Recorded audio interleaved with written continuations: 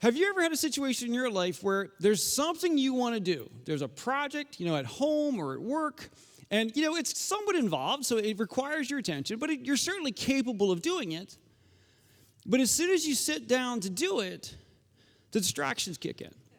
The phone rings, or someone asks you a question, or the dog's got to go outside, or suddenly your computer starts updating, and any of those sort of things. And by the time you get all done with it, by the time you get to the end of the time you have, is what I'm trying to say, is that you never get the work done because the distractions won. Right? The distraction kept you from doing what you could have actually done. And that doesn't just happen in little projects. I think that for many of us, the distractions of life will keep us from doing what we're meant to do. Because all time runs out eventually. Right? If you got a project that you allocated 2 hours for, and when 2 hours is up, if it's not done, it's not done. When you're allocated 80, 90, 100 years, and when the time runs out, if it's not done, you're done. Right? You've let the distractions keep you from being who you are. We are so easily distracted. And we live in a time where distraction is off the charts. I acknowledge that straight away. More than any other time in history, we are more distracted now than ever because there are more ways to be distracted now than ever. In fact, we can literally live our entire days fully distracted, never really present in what we're doing. If we're never really present in what we're doing, we're never going to do the sort of things we're capable of doing. And that would be a disaster. To go your whole life, for me to go my whole life, and never do the things that we're capable of doing. And the thing that I want to say before we kind of jump into the core of the message here is that many of us may look at parts of our lives and say, man, I've just wasted so much time already. I've done things I wish I wouldn't have done. I had to go through things or do things I wish I didn't have to. And that time is gone forever. And yeah, that time is gone. But those experiences aren't. And I mean that in a good way, right? I mentioned this last week, right? That whatever you have been through, whatever the darkest thing in your life is, whatever the most painful thing you've been through, God can leverage that. If we will surrender it to Him and trust Him where He leads us, we will do amazing things by God through the things we have learned along the way. And so what I wanted to talk about this morning as we get into this idea of continuing our thing here of the community builder is the role of distraction. And what does distraction keep us from doing? Because no matter how much of your life has passed, no matter how you feel about the amount of your life has passed, if you're sitting here, I'm assuming you're still alive. It's not always clear from up here, just to be upfront about that. But, basically, there's still time to do something with the time that you have. And to embrace that, to not spend our lives regretting the past. Don't let our past distract us. Right? Don't be so worried about the future that the future distracts us. Imagine if we could each go through each day just present. Just doing what there is to do right now. Right? So as we talk about this idea of community builder, the kind of the foundational idea that I'm considering as I wrote this message is that what if the way that we find happiness, satisfaction, and meaning in our lives is not to focus so much on ourselves, but to help other people find those things. That what if the best version of our life is found by focusing on more than just what we find in this life? Being fully present in this life, but recognizing that there's something bigger going on. Because I believe that we are created to be part of something bigger than ourselves. The scripture I read at the beginning about, God created you with a specific plan for your life. That there's something you're supposed to be doing. There's something I'm supposed to be doing. That's true for us as individuals. That's true for us as a church. Right? And as we come together in our individual roles as a community of Christ inside, the church, then as a church, we do our role as the collective organization into our communities, right? That we become part of something that actually is a part of God's plan for the redemption of humanity, but also for just relieving suffering and lifting people's lives up and helping people to find something richer in their lives, and ultimately pointing people towards a life in Christ. Now remember that as we've gone through this, we've been looking through the life of a guy named Nehemiah. Now remember that Nehemiah lived about 500 years before the time of Jesus, right? So 2,500 years ago, right? That is a time in the ancient world where brutality was power, right? That, massive armies would go in and destroy things, right? If you wanted something, you just took it. And in Nehemiah's lifetime, he's part of the nation of Israel, but Israel had been conquered a few decades earlier. The city of Jerusalem had been destroyed. Its walls were destroyed. Its gates were burned. And Nehemiah is living kind of a few decades after that. And although that is his community, his family is from Jerusalem, he's serving a king who's far away. And not the king of Israel, although this person would have considered themselves the king of Israel. He was the king of Persia. Right? So Persia, and I joked about the movie 300 last week. If you've seen that, it didn't look like that. But the brutality that plays out in that movie is how things are done. And he was the most powerful human being alive at the time, was the king of Persia. That he commanded tremendous armies. And Nehemiah is a servant to this king.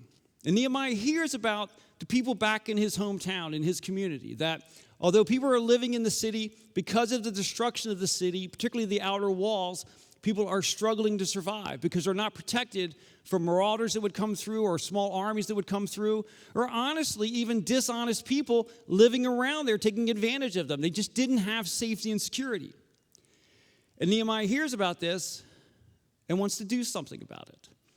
Keeping in mind that he was in no position to actually do anything about it. He is one person who's basically enslaved to the king 1,000 miles away.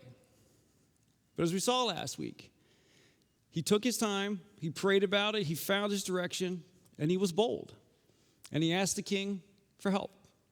And the king gives him permission to go back to his hometown, back to his community, to address the issue, and the king provides the resources that he needs and protection along the way as he travels.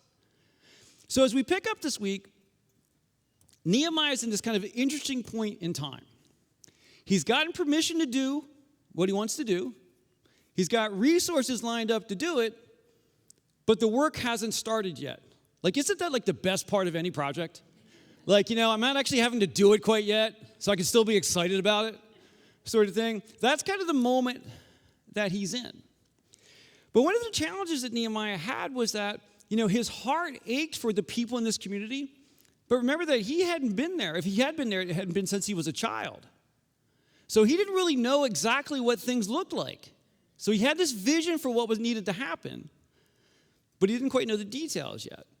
So when he gets there, one of the first things he does is he kind of gets together with a kind of a core group of people to kind of be part of the planning of the project. So he takes his vision, connects with, effectively what we would call leadership to kind of put together a plan, but then he needs to go out and see what things actually look like. And remember that when we look at the book of Nehemiah, we're looking at his journal. So we're actually looking at his words. So basically he says, after he arrives in the city, I slipped out during the night, taking only a few others with me. I had not told anyone about the plans God had put in my heart for Jerusalem. So what is he doing here? Is he sneaking around? Is he trying to get away with something? No, he's trying to manage distractions. Right? That if he walked out there without his full vision really laid out, if I would have walked in here 2 years ago, and I would have said, I'm going to do this, and I'm going to do this. First, you'd fire me, right, if I did that, right? But the reality is that if you start casting vision without details and without connecting to people who are close to the project, what you're going to do is just going to get tons of questions, justifiably. And that becomes a distraction, right? So what he says is that, I'm going to make sure I have a clear path forward before I start kind of talking more broadly about it, right? He came in with his vision, connected with the local people who lead it, and then he basically kind of works out what they need to do, and they put this plan together. And so this allowed him to kind of work kind of calmly and safely. But one day the work begins. And once the work begins, distractions begin. right? Because now they're out there and they're working and they're trying to do the actual repair. And one of the things that's kind of really interesting about the way Nehemiah does things is that Nehemiah really prioritizes community and connection. That if you read through the book of Nehemiah, basically almost all of chapter 3 is who worked on what.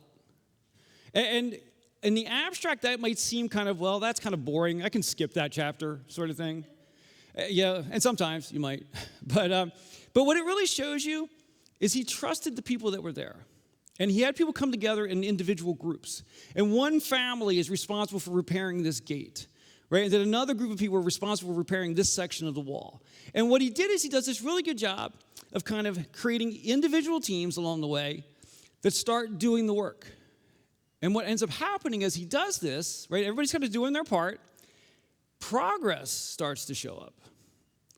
And that means things are starting to change. And everyone loves change. Right? Now, what will happen is as we kind of walk through this morning is that we'll actually see that Nehemiah has to deal with distractions kind of from 3 distinct places. And the way we deal with each of those distractions depends on where it's coming from. The first place he experiences distractions from are people who are not a part of the project. People who have strong opinions about what should be happening, but are not really involved. In fact, there'll be people who actually are benefiting from the broken down city, or benefiting from the dysfunction, the lack of order. And so this first one actually looks at what they're doing and says, this isn't good for us. Now again, these are not people who are part of that core community. What it is because the city is broken down, there's kind of these people who are finding their power by the other people being weak and hurt and beaten down. You may think of like drug dealers, right? Like drug dealers capitalize on broken communities. Right? You know, these guys aren't drug dealers, but they're finding their power from a broken community. And so they're the first ones who start raising the distractions. And they actually start verbally attacking the guys as they're working, or the families as they're working. They actually start making threats against them. And Nehemiah records it this way. He says, Sanballat was very angry when he learned that we were rebuilding the wall. So Sanballat is this guy who is really capitalizing on the broken and dysfunctional nature of this community. So he's not happy about it. It says he flew into a rage and he mocked the Jews, saying in front of his friends and the Samaritan army officers. In other words, he's trying to spin up everyone he can. He's trying to turn all the people outside the city against the people who are inside the city. What does this bunch of poor, feeble Jews think they're doing? Do they think they can build the wall in a single day just by offering a few sacrifices? Do they actually think they can make something of stones from a rubbish heap and charred ones at that? Now, we can kind of take that and kind of put it in modern terms. What does this poor, feeble group of people think that they can do? I mean, their time has already passed. Right? There's nothing they can do here. Yes, these people are following where God is leading them, but just because they think they're following God, does that mean it's going to actually succeed? I mean, have you seen how broken down things are? Have you seen how hopeless things are? How could these people possibly think they're ever going to succeed? Right? So Sanballat's really kind of standing against what they're trying to do because if this community gets healthier, his opportunities go away. That he actually has found his power by the people who are there in the community not being able to get together and do kind of things effectively. Because Sanballat kind of has this kind of back channel path to the king where he can kind of manipulate the political leadership. And so if this city starts to pull together, if this community starts to pull together, suddenly they'll have their own voice. And he won't be able to deal with that. He won't be able to have that kind of control. So what does Nehemiah do here? I mean, what do you do? What should you do when people who have no vested interest in the work that you're doing start telling you it's all wrong? Ignore them, right? They tell you that when you're a kid, right? And you're like, it doesn't really work. But it turns out it actually often does work, right? Basically, what it comes down to is that you just can't be sucked in by naysayers, right? There are going to be people who always tell you that what you're doing is wrong. And what you know, the most common phrase a minister ever hears is, you know what you should do is? Do you know how many conversations I've had who start with those words? Now people are generally, when they say that to me, most of the time, that they actually are interested and they do care, right? But the reality is that whenever we're trying to do something, there will be people who are not actually involved in what we're doing who are going to tell us what they think we should do, right? In this case, it's openly hostile. In their case, in our lives, it's oftentimes people just have opinions, and they want to tell you. And if you chase after every opinion, if you do you know what you should do is, you will never do anything except run around in circles, right? So what is the defense for that, right? It's basically confidence in the vision, confidence in what you're doing, right? Recognizing that you're doing something that really matters, right? That in the case of Nehemiah and in that community, what they did is they stayed focused on the work, right? That the community itself stayed together and worked together to do things to make a difference. And in that, they further strengthen their relationship with one another. And so as time goes on, the community work continues along, and the wall is actually getting bigger and it's getting built up. And this is actually making those that oppose the work even more upset, which is kind of fun, honestly, right? But the work is getting done and things are moving forward. And so Nehemiah kind of fights off that kind of first bit of assault, those from the outside.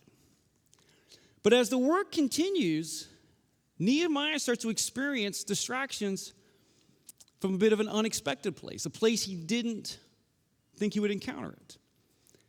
As the work continues, he starts to experience grumbling and discontent from the people who are actually part of the community, the people who are doing the work, and the people who do benefit from the project. In fact, Nehemiah tells us this. He says, "But then the people of Judah began to complain." And Judah is just another name for that region that contains Jerusalem. So those people are starting to complain. They tell him the workers are getting tired, and there's so much rubble to be moved, and we will never be able to build this wall by ourselves. So what's happening there? Right? These are the people who's supposed to be on his side. And now they're saying that, it's hard, and it's discouraging, and it's never going to work anyway. So what's happening in that case? Like, where is that bit of distractions coming from? And there's actually a few things going on, right? I do believe that the people who are actually working are getting discouraged by the attacks from the outside, right? The constant attacks, the constant grumbling, because if people tell you you're going to fail long enough, you will start to believe it. And so that's part of what's happening. But also, the people are getting tired. The work is hard. I mean, as we'll get to the end, they get this work done in a remarkably short period of time. So the people actually are getting worn out. And when we get tired, we get touchy. We start to kind of get a little bit, what's that? Grumpy. That's the word I was looking for. Yes, that's right, grumpy. I couldn't think of that one. I'm glad you used that. I was looking at another one I didn't feel comfortable using right now. So that's happening. But there's also something else that's going on. Even if this is good, things are starting to change. Right? If you have a city that's been kind of torn apart where you can kind of walk through anywhere, wander anywhere, move anywhere, you don't have really clear boundaries, and someone starts building up security around it, the way you travel changes, what you can do changes, where you can go changes. And as I kind of said earlier, we all love change, right? In fact, there's this old proverb that you've certainly heard a variation of it. This is an old Irish proverb. Better the devil you know than the devil you don't know. There's a reality. Even when you're heading in a good direction, change is scary. Right? The reality is, oftentimes, we can be living in utter dysfunction with a life that is terribly broken, limping along. And someone offers us a direction or a path that could be something different. And what do we go? Man, I don't know. This is a mess, but it's my mess. I figured out how to survive in this mess. If I go over there, that'll be a different mess, and I don't know what's going to happen in that mess. And no matter how much someone tells you it's not going to be a mess, it's like, yeah, but it might be. right? That we as human beings have a tendency to just want to stay where we are, sometimes even no matter how unhappy we are. Right? Many of us, me included, have spent years living a highly dysfunctional life, getting through each day, going, well, I survived today, that's a win. Knowing that it's going to be a mess again tomorrow. You know, if you've got an issue with a vice, tomorrow I'm going to drink less, I'm going to use less, I'm going to worry less, I'm going to spend less, I'm going to gamble less, I'm going to eat less, whatever the thing is for you. And tomorrow, what happens? We do it again, right? And we know that there are solutions to every one of those things. I knew there were solutions to my issues. Yeah, but I got it. I'm okay. I'll stay here. Because we're afraid of change. And that's not limited to substance. We're afraid of change at church. Right? We're afraid to change things in our house. My cat hates it when I move her food bowl, right? Like, we just hate change, right? But sometimes we have to change. Because sometimes we see if we don't change, we're never going to do the work that we're called to do. So what did Nehemiah do then? As he had to deal with this, what could he do with this situation? Well, he did something that we often struggle to do. People are complaining. He says, you know what? I'm going to go talk to them and understand why they are so unhappy. Because from where he's sitting, it feels like it's going really well. So he actually takes the time to talk to people individually and understand what's bothering them and understand what's going on. And one of the first things he begins to understand is that the threats from the outside are really starting to affect morale. The people are actually getting very concerned that these people who are kind of saying nasty things to them may move from words to physical attack.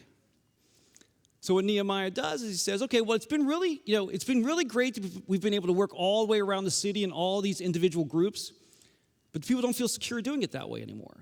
So what he says is, well, instead of having a bunch of small communities, let's become one larger community. So he moves all the work off to one side. So people aren't often isolated anymore. He's actually getting people to connect more deeply with one another, right? To start to work more closely with one another. And as they do that, he also says, well, although it's most effective from a work standpoint to have everyone doing the project, maybe it would be helpful if we take a few people and instead of doing the project, they take care of the other people. They watch over them. They give them protection and they keep kind of give them that security. So although it may give you the sense that the work is slowing down because you're moving things around, but the work actually continues on very well because people start to have a greater sense of comfort. And one of the things he found by talking to the people is that some of the issues had nothing to do with the project itself. Some of them had stuff going on at home that were creating challenges. Some folks were struggling with their finances. Some people were struggling for access to food. And so he pulled the community tight together again for those who had to lift up and help those who had less. And he continues to do this, building that community up, making it stronger and stronger. And so you see what's happening here is that he had this initial vision of something that he was trying to get done, and he was really doing it to benefit the community, but he had to respond to the community and react to each individual need and then bring that community tighter together to help it work together more effectively. And so he gets through that part of the process. Now, I said that there are three sources of distraction. Right? There are those on the outside who are not invested, those on the inside who are invested. But what is the most dangerous source of distraction? Yourself. The things that play inside your own head. Right? The things, that person in your head who says things to you that no one else would ever say to you, or at least you wouldn't take it from anyone else. The idea that you're never going to be good enough, that you're not going to be able to do this, that this project is too big, that this thing is too hard. What an idiot I was to think that I could be someone who could do this. As that plays. And all these things are going on. And one of the things that's so important is that community helps us with that one as well. That if we actually have real relationships in our lives, right, it actually helps us to connect to one another, to have people in our lives that we can tell the truth about. We can have people in our lives when they say, how are you doing? You don't have to say, I'm good. People you can actually tell the truth to. People who know you. People where the relationship lasts long enough to build that trust. You know, as I've mentioned before, that I meet once a week with a group of guys. I've been doing this for, go do the math, 9 years now? I guess 9 years. We meet once a week for an hour for 9 years. We've moved all around the country. And we stay connected, thankfully, because of Zoom. But it took us over a year of talking every week before any of us got remotely close to honest. Right? The first, 52 meetings, so to speak. How's everybody? Good. Nobody's good for 52 straight weeks. Right? No one is. Right? So it really comes down to community of staying connected and lifting each other up. But the thing that's important, and this is something that we do in my group, is that we don't just get together to talk once a week. We do that, but we also have something that we're actively doing together. It might be reading a book, it'll be some kind of spiritual book, or watching a message series from someone other than me, sort of thing, right? Any of those things. Because what does that do? It gives us time to connect, but it gives us a shared constructive project. And we're going through that as well and talking about that as well. Because the deepest bonds, I believe, are built when we actually undertake doing something of meaning and of value, and we do it together. Right? That is what the church was always supposed to be.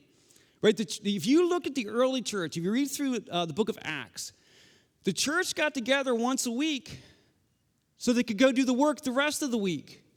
Right? But over the centuries, coming to church once a week became the point when it was never meant to be the point. It was meant to be a source of strength and encouragement. Right? That we would begin to build the community there, connect the community there, but the community is most strengthened and most valuable when it goes out and does work in the surrounding community. Right? That within our community, we lift each other up and we serve our larger community. And as we go through these things, there will be times where we are dealing with distractions, sometimes from the outside, sometimes within each other, sometimes within ourselves. And the answer in every case is to stay focused on what's most important. Because Nehemiah does this really kind of interesting thing. For him, the distractions are building up. He's managing them. They're building up. He's managing them. They're building up. But he starts to get some really severe attacks from the outside. To the point that at some point, the people who oppose him keep trying to get him just to stop doing the work. They keep trying to draw him into distractions. Come to another meeting. Come meet at this other place. Go talk about things over here. And the thing that he says, when someone sends him a message saying that, no, you got to stop what you're doing. We got to talk. And he knows it's just another distraction. What he says in response to that is what I would like us all to say to ourselves when any distraction is pulling us so far off task that we start to lose hope and we start to lose belief. So Nehemiah says, after I received this message, I sent messengers to them saying, I am doing a great work and am unable to come down. Why should the work stop while I leave and come down to you? You are called to a great work. I am called to a great work. This church is called to a great work. But the distractions, if we respond to every distraction, if we let the distractions take over, we're never going to do those things. We're going to keep crawling down, go, oh, that wasn't productive, crawl back up, get back up there, crawl back down. And before long, our lives are over. And we've never done the things we could do. Our time is up. And we can never do the things that we could do. It is not too late to start. It is time to start. We do that as a community, as we support one another within the community, as we develop real relationships and real connections where when we can say, how are you doing? And I can say, not very good today. And be able to do that, right? That we can be there for one another, but also recognize that it's not just about us. It's about us going out to do the work around us. Right? We are located in a community that needs support, that needs help. Right? We're seeing success in some of those places. Right? We're seeing growing impact of our food pantry. We so much more reach over the past several months as we're able to do that, as the work of people who run that and who put that together keep that going. But we're also meant to be pointing people towards God, into a relationship with God. Help people to know that life is available in Jesus. That's what we are all called to do. But if we let the distractions of day after day take our attention, another stupid podcast, right? Another 4 hours of watching cable news, our lives are going to go by and we'll have done nothing. But it doesn't have to be like that. We can step into the work and do something that is truly meaningful. You are uniquely prepared and uniquely capable of doing something in a way that none of the rest of us will do. And when we each come together to do that, that's the church. As we try to support each other throughout life, to lift up our communities and point people towards God. If you remember that last week, this is the last point I'll make. Last week as we wrapped up, I asked each of you to start praying for some things each day. And what I want to ask you to do is continue praying for those same things every day this week. Right, so there are kind of two things for the church I asked you to pray for. Right, I asked that you would pray that there would be growing success in serving and supporting our community. Right, we're seeing that start to move. So please keep praying for that every day. Just pray for that as part of your prayer life. Also to pray that God would guide us as a church to begin to connect with our communities in a way that we can point people towards God, to help people find the life and hope and purpose that we find in Jesus. We actually will surrender to him. So that was the two church things I asked you to pray for. And then I asked you to pray for one personal thing. Who in your life do you wish was in church that isn't? Who is that person that you most want to see show up in church? And I don't just mean show up in a pew, but actually develop that relationship with God. To pray for that person, right? And if that's someone that you actually have direct contact with, to have pray for the boldness to speak to them when the time is right. Right? Don't just hope it happens, but be part of it. But to recognize that it starts with praying for change. Right? All these things are about praying for change. The work that we can do as a church, the work that we can do as individuals. That's the power of the church. That's the power of coming together. And that's the power of being the community of Christ.